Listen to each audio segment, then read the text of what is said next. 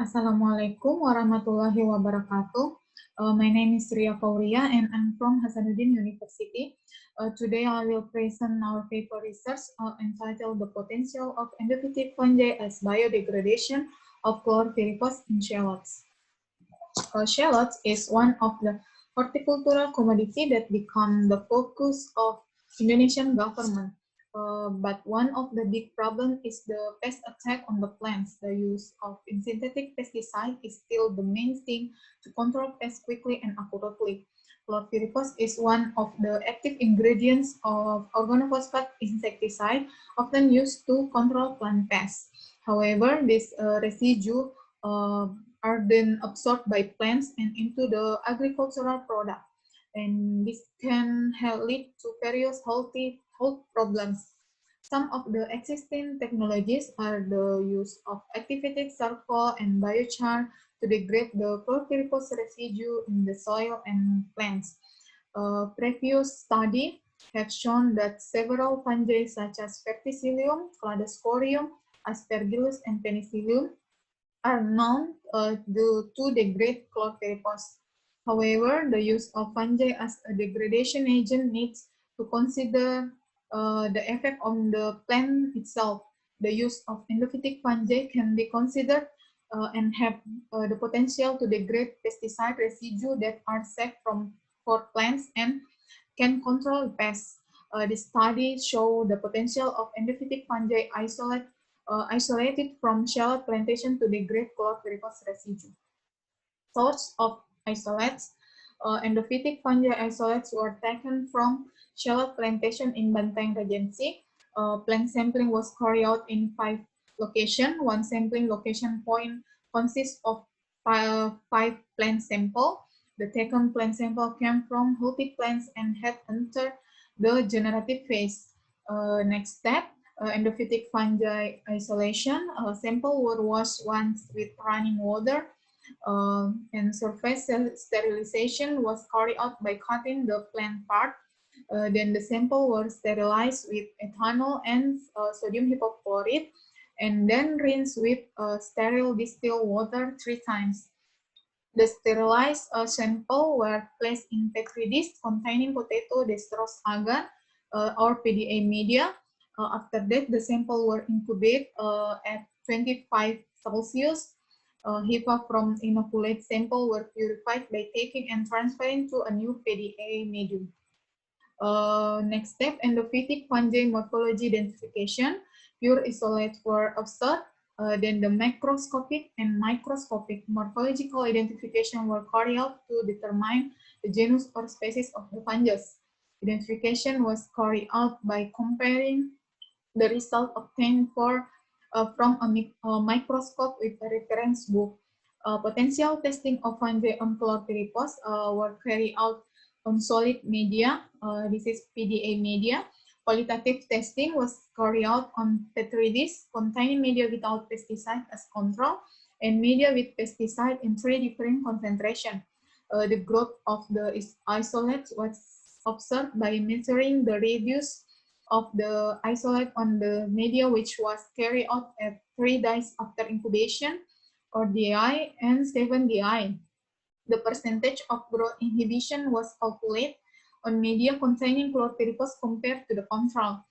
This is using this formula. Isolates showing an inhibitor value below 50% were considered tolerant of chlorpyrifos. Result from table 1, we can see we found 47 isolate of endophytic fungi were obtained from 5 different locations. Based on the result of interview with farmers, location 3 used insecticide with active chlorpyrifos in the planting, while another location not use chlorpyrifos. Based on the parts of the plant, we can see the most of endophytic fungi were obtained in the tuber part. In terms of location and difference in use chlorpyrifos in the land, there was not significant difference between the presence of endophyte in the land using chlorpyrifos and not use chlorpyrifos. Next, in the table 2, we can see Based on the morphological identification, we found 3 genera of fungi.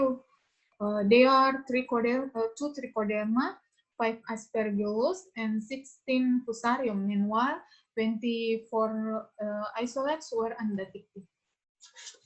The next result we can see in figure 1. There is 24 isolates were tested on PDA. The results show that almost all isolates show value below 50%, which indicate that this isolate was tolerant of chlorpyrifos. At 3DI, 5D11, 2D12, and 5D11, showing a lower percentage value of inhibition than the control, and 5D11 were detected as fusarium. On the second DI, except 3A1, all of the isolates show value below 50%, and we can see 2B24 showed the lowest inhibition value as -20%, and 2B24 were detected as fusarium. In addition, we can see 2D11 and 3B21 show a low inhibition value as 0%. The two isolates were detected to be trichoderma. And we can see figure 2. This is the growth of isolate on PDA media was compared with the control. This figure, we can see from a qualitative perspective, the isolate in the pesticide treatment show almost the same growth at the control as the control. 1B23 and 2B24 is fusarium. This is a control, and this is a pesticide treatment. 3B21 and 2D11 is trichoderma, and this is undetected. Conclusion, in this study, endophytic fungi isolates isolated from shallot plant and the root, leaves, and tuber were identified as trichoderma, aspergillus, and fusarium. Several isolates tested had the potential to degrade insecticide with active chlorpyrifos with a growth inhibition percentage below 50%, which were considered tolerant of chlorpyrifos were at concentration of 600 ppm, ranging from 8 to 10% at a concentration of 300 ppm, ranging from -21 to 0%, and at concentration of 150 ppm, ranging from -22 to 0%. This study showed the potential of trichoderma and fusarium as a chlorpyrifos degrading agent. Thank you very much, and wassalamualaikum warahmatullahi wabarakatuh.